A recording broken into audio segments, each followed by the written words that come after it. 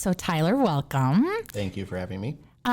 So a lot of people, like, they say their passion is real estate, or they have like real estate in their blood. But for you, that's actually like really legitimately the case. You are the third generation realtor of your family, and you dove into the business in 2015. So what made you dive in? Kind of just because like your dad did it and you thought, okay, this sounds like fun, or what? Kind of tell us how you started in real estate. Yeah, I didn't really have a choice because it is in my blood, for sure. I was born with this passion of just helping people and making their dreams come true. But and I got into real estate full time in 2015, but actually I got my license when I was 18 back in 2006. So you can imagine like me in this suit that's way too big for me because I mean it was just the style, you know, the baggy suits and the shaved head because I was still an athlete in my mind, you know. So it's like that was an experience. But shout out to my very first clients, Jimmy and Allie Quintana. They still live in the house I sold to them, and they looked at 100 houses. That was my very first client ever. Wow. Welcome to real estate. Yeah, so I I definitely took my.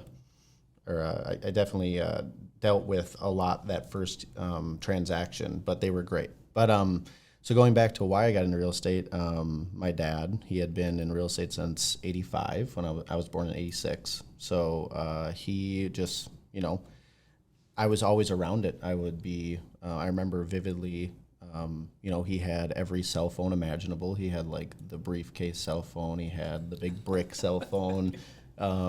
And it was just the Saved by the Bell like cell phone. That's how I think of it. Yeah. Yeah. He always was working, but always made time for us too. So I never looked at it as a bad thing.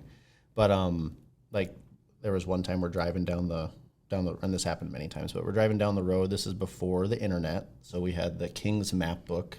I don't know if you guys remember I remember those. Yeah. But you know he's on the phone taking notes, and he's like just throws the map book back. It's like, Find this address, find this place to go, and just tell me how to get there. And like that was just a constant in our life of just always working in real estate.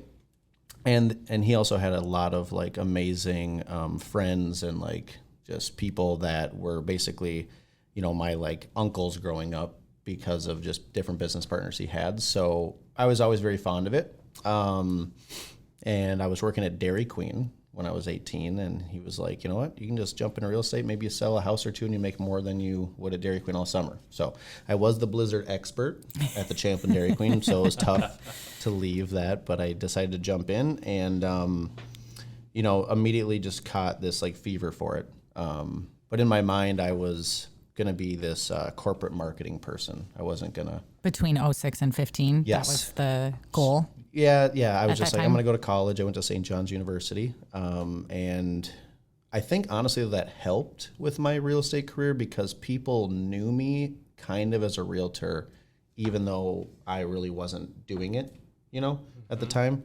So when I became a full-time realtor in 2015, like, I just hit the ground running. And to this day, I've still never had as fortunate of a closing happen or a client fall into my lap as my very first one when I was full time. This was back when like Facebook was still newish, I think, I don't know when I got a Facebook account, like, I don't know, 2008. I was going to say probably somewhere in there, right? Yeah. So it was still newish. And I remember I was scrolling through like my news feed at the time. And like one of my friends from high school is like, just paid off this debt, check, next step, buy a house. And I was like, hey, I sell real estate. Like it was like my first week in the business full time. And she's like, let's do it. And that was Kelly Rosengren, so thank you. But I don't know, I was very nervous about getting into it because my wife was working overnights as a nurse. And we were just welcoming our son, our firstborn, Jameson, into the world. And it was, a big leap of faith. But luckily, my wife could support us. We had bought a very inexpensive house when the market was down in '09 and just got lucky. So, I had everything available for me to succeed, and I had the right mentor with my father, and it was just a whirlwind. But I remember asking people, like some of the agents in the office that have been doing it for a long time, I'm like, hey, like I need to sell one house a month to survive. Do you think I could do that? And they both just kind of looked at me and they're like, oh yeah. You know, and at the time I'm like, if that happened, like I hit the lottery, you know what I mean? Yeah. And the first year, I think I sold 28 houses myself with like no assistant, nothing. This was like kind of before teams were a thing. We're really, You know? Yep. So like, and like, you know, I love my dad, but he didn't really know much about teams at that point either. So it was the most stressed I've ever been in my life that first year. But it worked out and just kept on going. I didn't have time to slow down or think about what I was doing. It was just working, and I had to keep on building and refining our systems, you know. So then, you know, your dad didn't have like the team mentality. And so then what then started into your career that you were like, okay, I think I need to have a team? Like what made that, just because you became busier, or how kind of did that go? Well, my wife didn't like, and I didn't like, me doing emails till 3 a.m. every night, because that was my reality, which is the reality for so many people when they first get in, because you just don't know. And usually when you get successful in real estate, you're not prepared for it. Like it just, you know, you catch lightning in a bottle and things are working and you just kind of figure it out on the fly. We're all still figuring things out every day, but especially as a new agent, you're just like, oh my gosh. So that was very stressful for me because I was always, you know, I was out on appointments all day. So I'd come home, I would check in on the wife, and I'd have to go and do emails to like the transaction management stuff, all the things that we just have to do right away. So why I wanted to, or what got me thinking about building a team is it kind of happened organically. I just had too much business by, I think it was year 2 or 3. I just had too many, the big thing that actually unlocked it was business partners. So for the longest time, you know, I would just take any leads that I had, any buyer leads or clients, and I would just pass them off to the loan officer in the office because that's just what we did when I was at my previous brokerage. And then one day I'm just like, there's got to be like an easier way to like get business, because I have to grind for every single buyer. Like I wasn't getting sent any referrals yet. It was too early in my career. And so it just kind of, my brain kind of got unlocked to, well, I'm going to try to send some business to people who also send business back to me. And so I stumbled upon a few of those, and they started sending me lots of business, and it just became too much. So I had it in my mind I had to add an agent. And back then I was going to add a buyer's agent. I was going to pay them really badly because that's just like what it was. I wasn't choosing to do that, but when looking back, I'm like, that was bad, you know, but that was how new teams were. Like nobody really knew what they were doing. And I'm sitting there, and I was lucky enough that my dad's office was right across the hall from me. And I liked that. I wanted to be near him because I liked to just pick his brain and hear his, whatever he would say. And the door was open, and he was talking to my first team member, my first agent I ever added. Her name is Alex Murray. She's an amazing agent with Edina Realty. And I'm sitting there listening, and she's just like saying every single thing that I would say. Like my dad was like asking her, like, what do you want to do? Where do you see yourself? That type of stuff. You know, how do you operate on a daily basis? And I'm just like kind of like pretending like I was typing, but like totally eavesdropping on this conversation. And I'm just like, oh my gosh, she's me. Like, but as a female. The female you, yeah. So a way better version of me. But I definitely, right then and there, I was like, I have to make sure I approach her about it. And I happen to have a lot of leads that I just couldn't service. So it was like, hey, do you want to just come in and you can kind of run with these leads and give yourself a lot of business right away. And I think that first year she sold like 24 houses with me. Wow. So that was a great experience for her. Stepping back just one step, my first hire was my now COO. She's had many titles over the years, but the lovely Kayla Coleman. I was swamped, drowning in emails and just the mundane daily stuff that you just have to do as a realtor. And I put an ad out, which looking back at some of these ads is just so funny because back then there was no Canva. I was using Publisher. Like, do you guys ever use Publisher? It was the worst. Yeah. It was the worst thing ever. Like, you could not make anything look pretty with Publisher. But yeah, I put out an ad, and another manager from another Edina Realty office named Tammy Roach interviewed her and decided they had too many candidates at that point, so they didn't bring her in, but she passed her off to me and sat down with her. Thank goodness for Tammy. Oh my gosh, I owe so much to Tammy just for that connection, because my life would change overnight when I met Kayla and I hired her. And it's interesting how it all works out, because there's a few other people I was considering. They weren't ready to do it. One of them actually ended up becoming a very successful realtor. And it just kind of like fell into my lap of like, all right, Kayla's the obvious choice. And yeah, she would drive from Farmington to Blaine every day for me. Wow. Yep, that's commitment. And I even asked her, I'm like, are you sure you want to do this? Because that's a long drive. She's like, I like driving, so I don't mind it. I'm like, okay. And she's been with me ever since, and I can't imagine my business or life without her at this point. Like, she is the reason my team is successful is because of her. If I didn't have her, I know I wouldn't be able to keep nearly as many agents around or attract as many team members, because she's just the glue that holds it all together, you know? So I was super fortunate. I actually had an assistant before her for like a month, and it just didn't work out, but found her, everything took off from there. Is she still driving from Farmington to Blaine? Okay. I found her house closer. Okay. But now she would like to get further away from people. She likes the land and stuff, so she might be driving a little further again soon here. But no, she's not driving from Farmington, but she's still, she would do anything for our team and me, and that's why I love her, you know. Yeah, very well said. And it's always so important to have the right person, and it makes a huge difference, especially being a team lead. Yeah, it doesn't work without the right, like, people ask me all the time, well, what's like the first hire? And like, a part of me now wants to say a virtual assistant.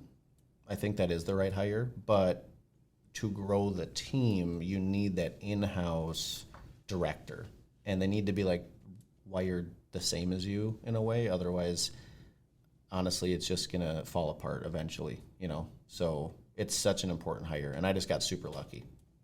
Tyler, how did you decide initially with Kayla what her role would be on the team? Yeah. What she would do versus what you would do? That's a great question. Out of desperation. I don't want my wife to dislike me anymore. So, like day one, it was so funny. I'm like, so here's the deal. I'm going to give you my email, sign in and password, and you're just going to go in and start chipping away. And right away, you did that? First day. So you gave her a lot. That's a lot of trust right there. Lots of trust. Yeah. First day, I just couldn't do it. You know, I'm like, there's no way I can keep up with this. And I mean, at this point in my career, Kayla could hack into anything that I have. So Kayla, please don't. But I mean, like that's the trust, like, and it kind of happened really quickly. I just gave her everything that I could to just kind of try to take things off my plate. So it started with just like, get into my email and then help me with transactions. So she was just doing the transaction coordination stuff, you know, like following up with the loan officer and making sure our clients get to closing successfully, ordering closing gifts. But then also like, hey, if there's any like easy emails in here, just like pretend you're me and please respond, because I just can't get to them. So that has evolved immensely over the years, where, you know, we've needed training and it took 5 years because she's been with me for 6 years now. It took 5 years to get to the point where we could offload transaction coordination to someone else. So she's kind of in this weird spot right now where she's like, well, what's my new role? And like, we're working through that, but she just needs to be helping me with bigger picture items at this point, because she's so valuable. She has so much knowledge. It's like, I can't have you doing transaction stuff all day. Sure. You know? So yeah. but yeah, that was out of just pure desperation. And I think when you talk to a lot of team leaders or just people in general that have been successful building a business, a lot of it is you can't forecast what you're going to do in 2 months from now. Like, it's just, all I know is I need to have the right person that sees a vision and can help me grow it, and then we'll just kind of pivot. And it was messy and sloppy, and I made lots of mistakes. But it was all a learning experience where hopefully now I can, pass that information and knowledge on to other people and help them not make those mistakes. So Yeah, because I was going to ask, like, what is, as you've grown your team, is challenges come with it. Challenges come with growth, no matter what. Even if growth is good, it's still challenges come, right? So what would you say the biggest challenges are when growing a team that you could give like a tangible tip of, I guess, I did this and it didn't work for me, and so it might not work for you. Right. I do think the order of what position you hire is important, because I think a lot of people want to add a team member first without hiring like an assistant, like, because they're so busy, right? And they're like, well, I don't want to go on all these appointments anymore. I just need to bring in another agent to like take this on. I personally feel like that's a little bit of a mistake, because the agent that you bring on will be grateful for the extra business that you're giving them, but they're not going to be able to take things off their plate. You're going to make them more stressed out. You know what I mean? Because you're giving them more business, which is awesome, but now you don't have anybody to do the other stuff that us agents shouldn't be focused on. Agents should be doing what I call $1,000 an hour work, and everything else should be given to staff, And so I think, as frustrating as it may be, to get to a point where you're so stressed and you're so busy that now I'm going to add another, I'm going to spend minimum $60,000 to bring in an assistant, and then I have to train them, and then I have to deal with, are they the right person? And got to go through all the interviews. I got to do this, I got to do that. It is still the right move to get that foundation built, so that then you can now bring in other people, because this person can help you train or can take things off their plate, and there's value there. Yeah, so then it feels more comfortable as you're growing your team. It's not like, okay, we can't have another person come on, because it's like, okay, we're already at max, where now you have the systems and tools in place that you can bring anyone on, and it's smooth sailing. It's better than it would be, that's for sure. It's never perfect, that's for sure. But yeah, so I would say to anybody out there that's thinking about starting a team, you need to bring in staff first. Now, you don't want to go too heavy on staff, but you want to bring in staff, start to establish a few things, and then go to other agents with your value add. If your value add is only, hey, I have leads for you, like we get 10 or 15 calls a day about that, So I don't think that's, and then maybe that attracts them, right? Maybe that works, but I just don't know if you're going to keep them around for the long haul if that's all you've done. So I don't know. I'm sure there's people out there that can say that they did it the other way and it worked out great. But just in my experience, I can't imagine building a team without a solid core of people that like share the same vision as me. And then, because agents, we're all crazy. Like we all have our own issues and our own visions and our own things. And it's like, okay, I'm not going to align perfectly with any agent. Probably we all have something that we want to do differently. But if you can find the right core to your team that all shares the same vision, then it becomes easy to like attract your or find your tribe, I guess. Yeah. And what about, like, leadership is a passion, right? And so what would you say the biggest reward is? Because I feel like, in my experience, at least with like leadership, it's like it's not always like the great pat on the back, right? Like it's the little wins that you kind of have to find to continue to motivate or kind of go forward. So what would you say for you is the biggest like reward or? Man, that's a good question. Loaded question. It's there's a lot. I think my team would all tell you I enjoy the pats on the back.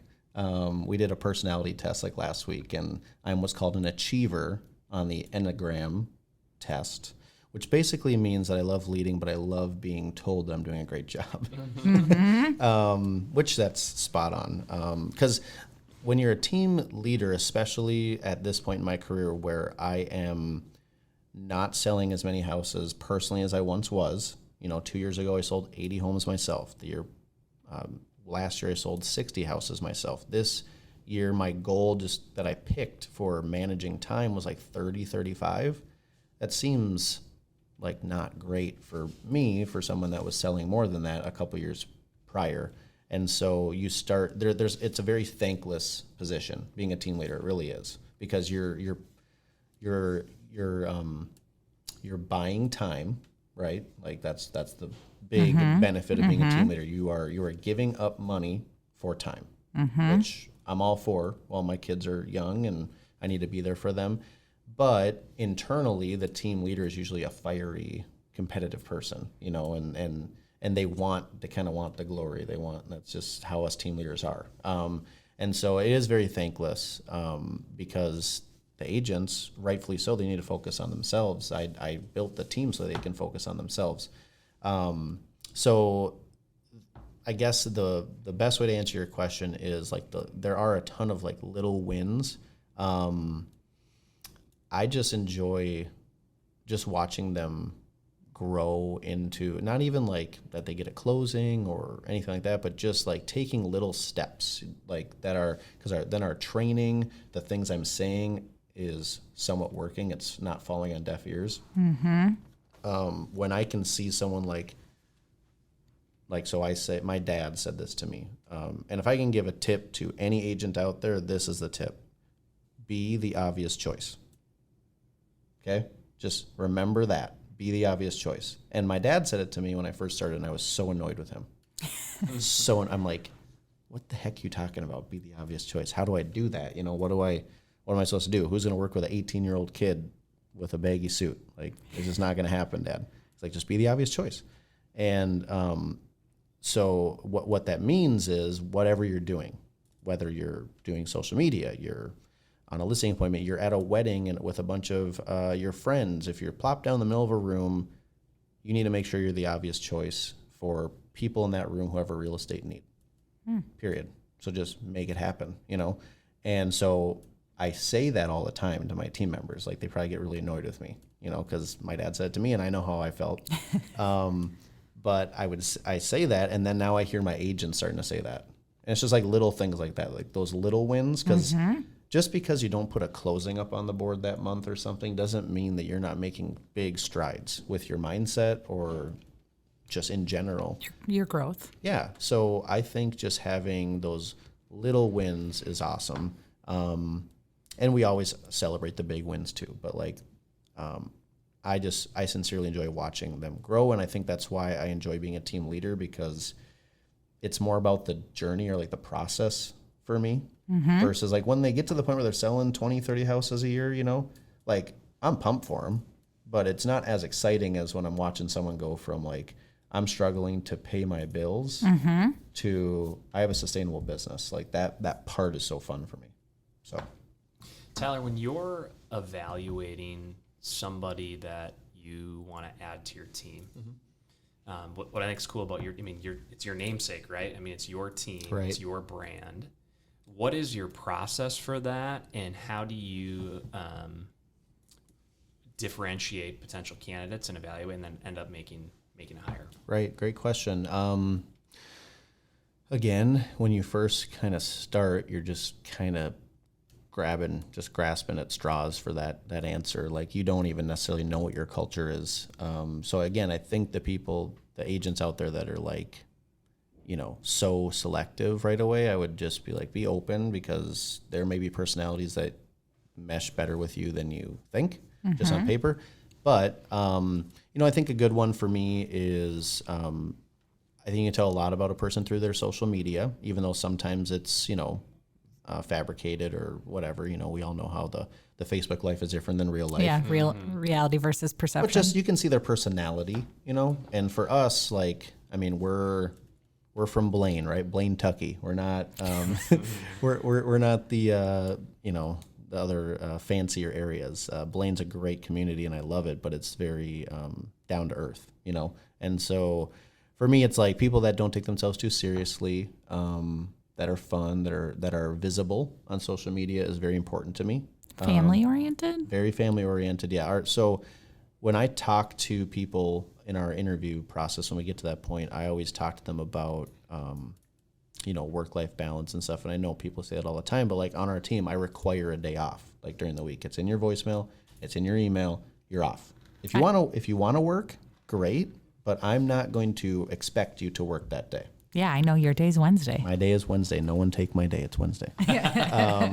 But like it's been that way forever. And I think when we're sitting there talking to people about joining our team, what I want to stress to them is you will be successful on the team, but you also have to have the right like personality for what we do, because like we're really sphere focused, meaning we work with a lot of people that know, like, and trust us. We don't do a ton of, cold calling and things like that. So it's just finding the right fit that, yes, is family oriented, but also wants to work hard, because what we do takes a lot of work. So one tip I would have for everybody for hiring agents is use the website WiseHire. WiseHire is a great, and it's WIZE Hire. It's a great website because it connects to a bunch of the typical, hiring websites, but it also mixes in a DISC personality test. And the personality test is like very important to me, where if they apply, and we get applications probably, 3 or 4 a week at this point. Most of them are newer agents, like looking to just get in the industry. But if they aren't a good personality fit, just to be an agent in general, meaning you want to have a high I, which is gregarious. You can work a room, right? You're a people person. And you want to have like a relatively high D. You don't want to be too controlling of a person, but you need to be able to take action. That software will just straight up tell me like they're not a good fit, and then if they have experience in real estate, I still might talk to them, but I would be definitely asking around from other people that might know them and just like tell me more about them. Do you take ISs? Yeah, we would. I have a couple agents on our team that are like one of my agents is like a 6I. I've never seen an I that low. Yeah. And you know who you are. I'm not going to call you out, but like they're not that way in real life, but on the test they got a low I, but very high in S and C. So like they're like almost like a perfect assistant, But that agent takes very good care of their clients too, and I think it has a lot to do with that. But that agent will also let me push their boundaries to make their eye a little higher, and they always show up, they always work hard. So like the DISC test is a great indicator, but at the end of the day, it's you gotta, if you have a gut feeling about somebody, you kind of just have to take it, So I hope that answered the question. Totally agree with that. So not so long ago, you switched brokerages. I did. Talk to us a little bit about that decision, how that benefited you. You're coming up on a year now. We just talked about in September, Yep. right? So give us some insight on what that process was like. Yeah, I mean, what a year to change, right? Good Lord. Nothing happened. Interest rates didn't jump up 3% in 1 month. Yeah. But no, so going back before that, I mean, so I was at Edina Realty, a fantastic brokerage. They're still the number one brokerage in Minnesota for production. Love all those people there. It was nothing about the people at all. It was just when I got to the point where our team was the number one team in units at the company, I needed more guidance on how I can go from where I'm at today to where I see other people at, where they are selling thousands of houses. It just doesn't even register in my brain how that was possible. And so made the difficult decision to leave Edina Realty. And it was very difficult because my dad is still there, and he didn't love that decision at the time, but I knew he understood it and respected it. So made that decision. it also was a difficult transition because a few team members I thought were coming with me didn't come with me. So that made it even more difficult. But honestly, I know a lot of people say this and it's so cliche, but I wouldn't change it because looking at where our team has gone since last September to now, just from an internal systematic, just kind of how we run things, right? What the expectations are, what our training looks like how we communicate via Zoom a lot of times, or we have a Slack channel that we tried doing some of this stuff with at my previous brokerage with my core group of agents we had, and it was not widely received, and it would have made my job as a team leader more difficult. So everything happens for a reason. I say that to my clients all the time in real estate, and I truly believe that what happened and with my transition was for a reason, and it was to allow us to go in the direction that is best fit for our business plan. So why did I choose EXP? This could be a whole nother 3-hour-long podcast. I will try to keep it brief. I like to talk, unfortunately, so I apologize. But I mean, the biggest thing is when you are an agent at any other brokerage, you are every agent's competition in that office.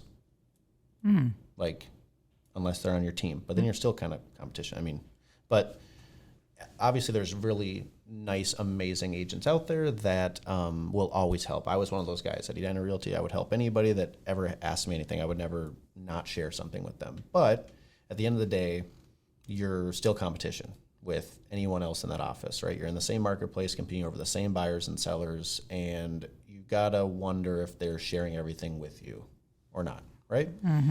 So EXP has an amazing business model where when you join EXP, you designate a sponsor, and then you also become partners with that sponsor and 6 other people at the company that are above them, I guess, in the line of partners. And so what that means is at EXP, the brokerage takes 50% of their revenue, which last year was $1 billion, and gives it back to their agents to help other agents in the company.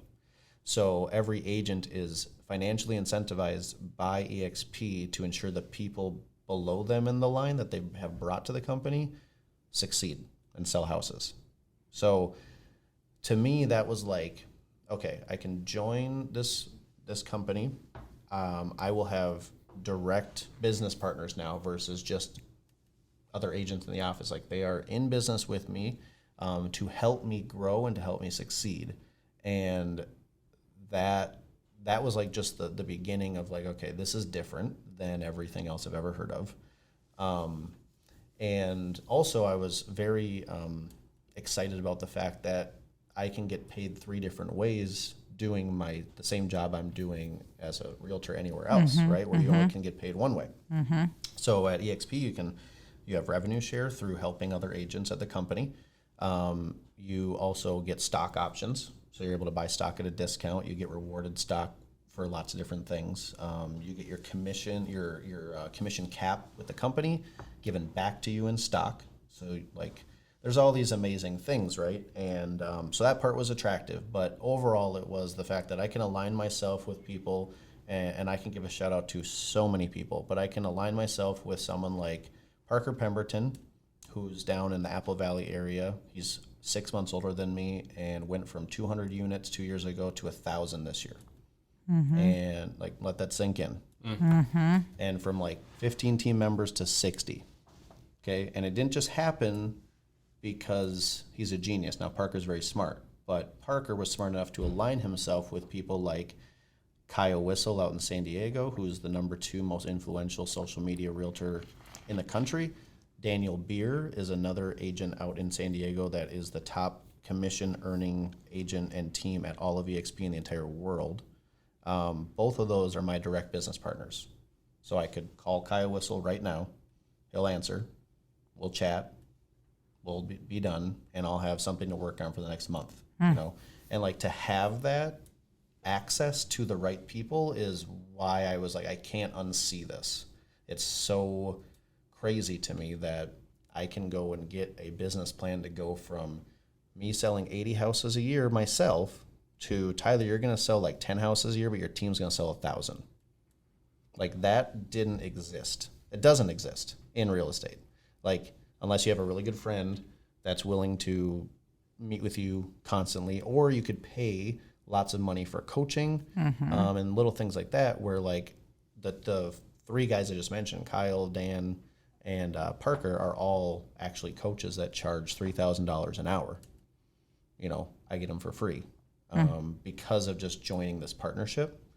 And there's so many other reasons, but that was the big one of just like, I can align myself with the people who are doing things better than me in real estate. And I don't have to do everything that they do, but I can pick and choose from each person the things that align with me that then I can bring it back to my team. And they're like willing and open to share everything, right? It's not a competitive thing. It's a collaboration thing. It's they want you to. Right.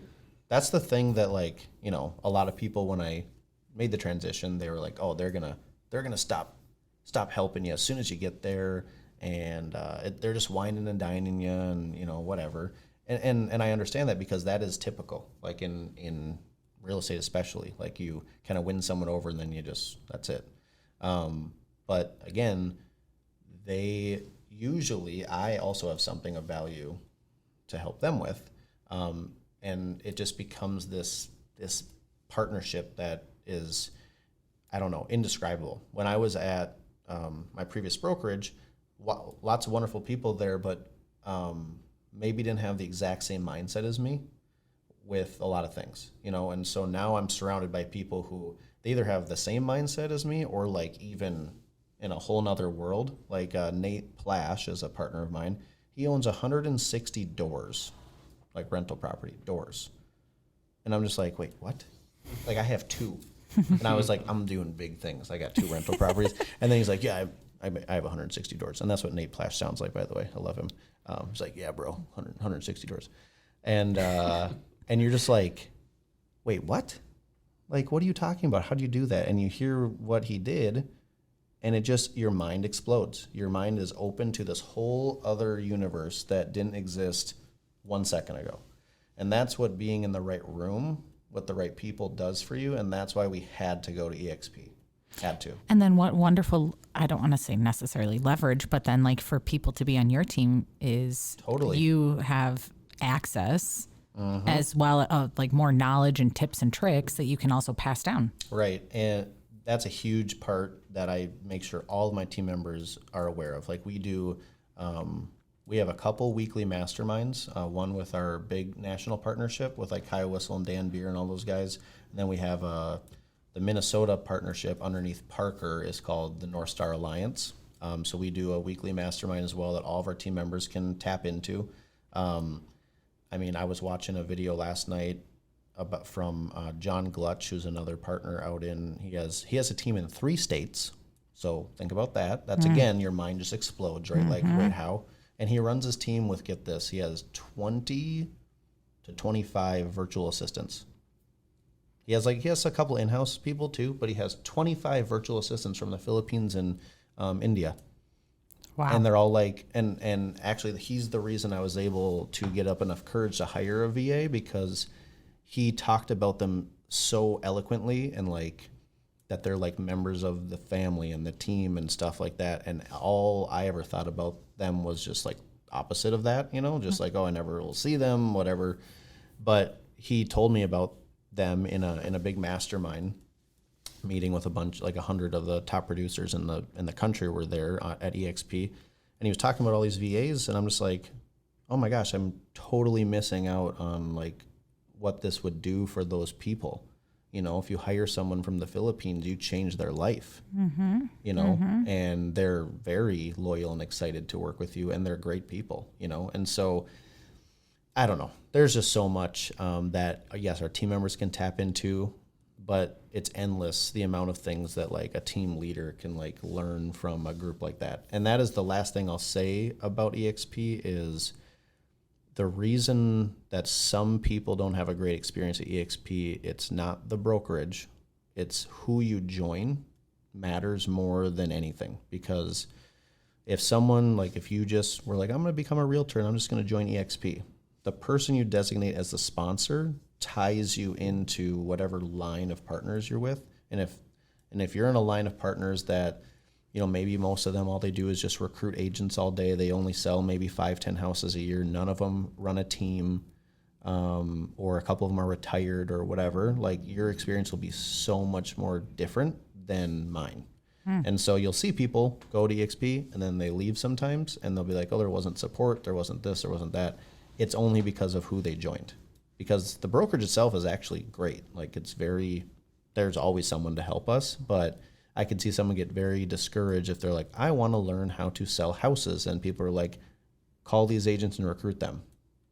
Right? Like, that's not what they signed up for. So, word of wise to anyone out there that's considering a brokerage change, like, if you are considering EXP, don't just join anyone. Do your research, figure out who their upline partners are, figure out what value they all bring to the table, because that will change your business overnight for the good or the bad if you choose the wrong one. Very well said. So, yeah. Tyler, before we go, I have to ask you about, we're in a market that's shifting, right? There's big changes. There's always some stat that we read every day that scares us. Mortgage applications at a 22-year low. As you are sort of looking out into the future, short run, maybe the rest of this year and into next year, maybe give our listeners your outlook on the local Twin Cities real estate market here. Great question. I look at it with immense excitement. I think we are going back into reality.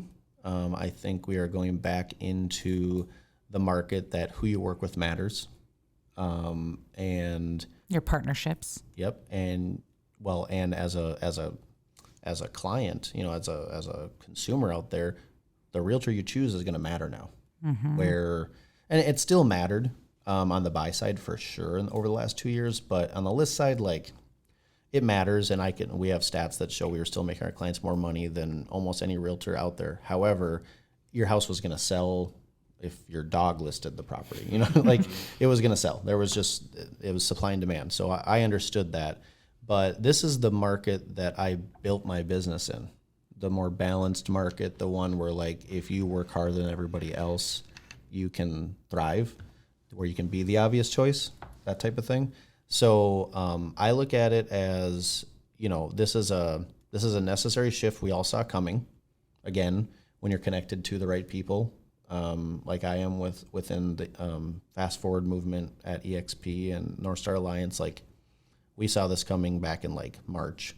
So we were prepared for it and started making some adjustments for the shift. But, it's still, it's not going to be easy.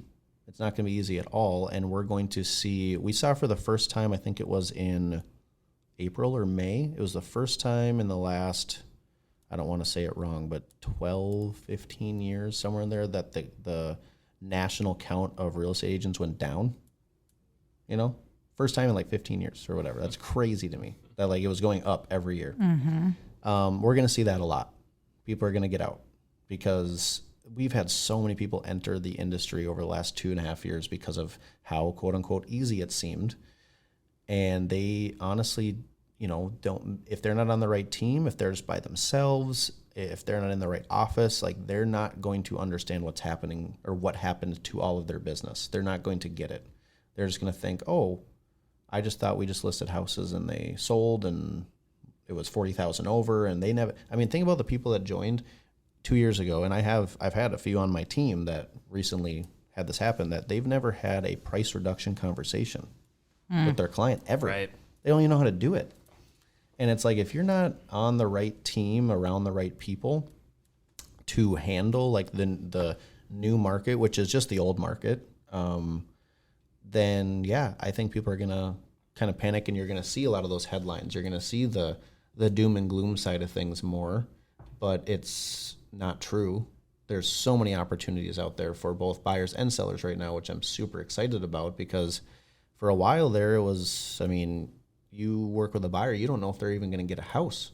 Like that's not even that's not good for anyone, you know? So now any buyer that we would sign today to work with our team, I guarantee you can get a house, which is nice to be able to say that again, you know? Sure.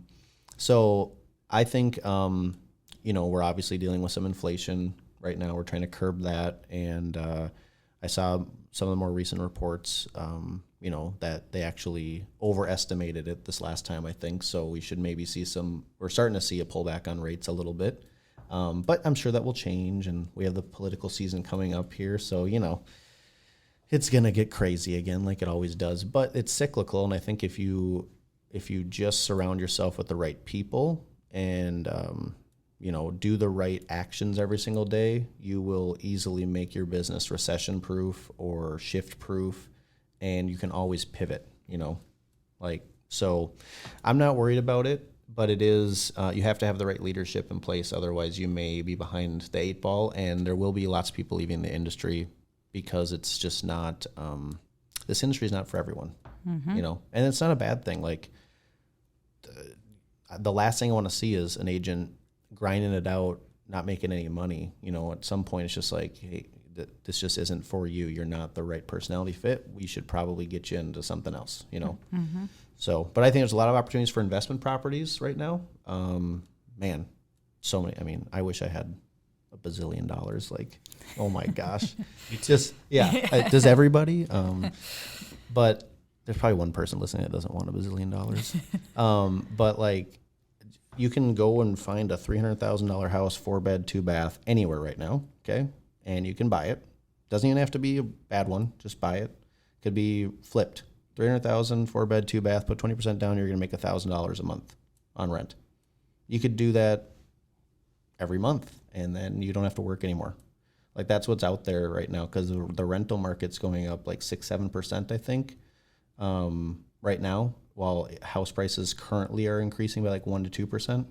So it's there's great opportunity for everybody that made all that money in 2000, 2021, 2022. Hopefully they saved it. Yeah. And now they can go and create that passive income that is the key, I think, to happiness in your business. Yeah, and what I appreciate about your perspective is, I think in our business, it's really easy to buy into the doom and gloom, right?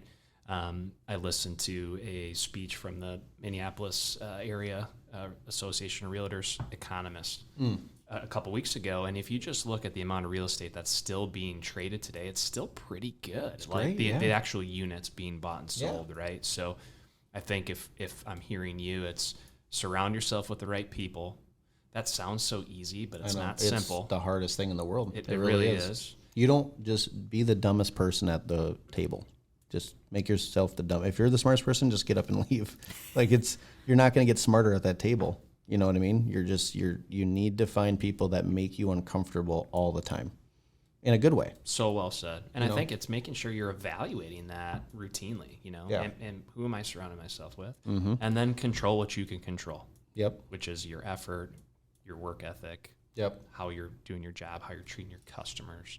If you do those two things, even in any market, we can be successful. Yeah, and I think what makes the answer to your question more like positive from me, for example, is I think if you got to find people that, yes, they're surrounded by the right people, but you also have to find people that have a huge why, you know? And I know you guys have talked about that on previous podcasts, I believe, but like people's whys are such, can I swear? Sure. Or such bullshit. Yeah. Okay. Like get a bigger why. When you think about your why, if it doesn't move you to tears to disappoint whatever that why is, your why sucks. Get a bigger why. And if you get a big enough why, you find something you truly like will not allow to go poorly, you will find opportunities in everything. You won't, it doesn't even cross your mind to fail. You're not going to fail. Winners win, and people with big whys are winners. And so for me, it's always been my family. It's evolved over the years. It's okay for your why to change. It's okay for your why to not be, before it was financial freedom for my family. I don't know if we're like there, but we're fine, So now it's like, well, okay, I kind of accomplished that one a little bit. What do I do now? What's next? Now it's, I want to leave a legacy for my family, create a legacy for my family. And that's a whole different ball game. That's not a 2-year plan. That's like 30 years. So that one will motivate me for a while. But yeah, I just think you got to have a why, and I'm thankful that my why is so big, and I know that that's been this big motivating thing behind my business forever, and I owe a lot to like having such support from my family and just for them allowing me to try to build something great for them, because it's what motivated me to get to this point, and nowhere near done, So big shout out to my beautiful wife, Ashley, and my kids, Jameson and Ariana. I love you guys very much, and thank you for inspiring me every day. I love that. Where can people find you? Where can people find me? Oh, geez. Well, I'm the unofficial sponsor of White Claw. So White Claw, if you're listening, come on. How much do I have to talk about White Claw before I get a repeat customer, a sponsorship here? But no, I would say obviously you can find me on social media. So I think for me, because I am a older millennial now, almost 36, Facebook is still my preferred choice, even though I hired a guy the other day. His name's Brady. He's going to be a badass. He's an awesome guy. But he didn't have an active Facebook account when I hired him. And I'm like, that goes against every fiber of my being. And like my business plan is like social media, And kudos to him though. I hired him and day one he's posting on Facebook, you know what I mean? So, but like, yeah, Facebook for me, cause I'm old, would be fantastic, but I'm on all the things. I'm with the kids on the old TikTok. I'm even on Snapchat, even though I despise Snapchat. Instagram's great, but you can always just go to our website, tylermillerteam.com. And we'll put all your information in our show notes. Yeah. And like, honestly though, I'll say this to anybody that's listening, don't be a stranger. Like I thoroughly enjoyed just talking to people and helping people. Like I think that's one thing that I've definitely identified about myself, over the years of like, it was all about, okay, I need to succeed as a realtor. Okay, now I'm running a team and I want to help them. And then it became like the business partner thing. And it just kind of evolved to like, I just feel like I'm meant to be a connector and like a mentor of some sort to people. And like, I don't know, I enjoy that. Like I'll meet with people I've never talked to. They maybe have sold 2 houses and they're like, hey, can we meet for coffee? I just want to pick your brain. Absolutely. Like I'm never too big or too busy for that. So anybody that's out there, if you're like, just have a random question or anything, like please reach out. You will get a response. It will be from me, not my assistant. And I will make sure to help however I can, because that's what I always have wanted from other people in my career, so I just have to kind of pay it forward. Very well said. Well, thank you so much. This was wonderful. Thanks for coming on, Tyler. Yeah, this was an amazing experience. Thank you guys very much. Very first podcast, and I enjoyed it immensely. So thank you.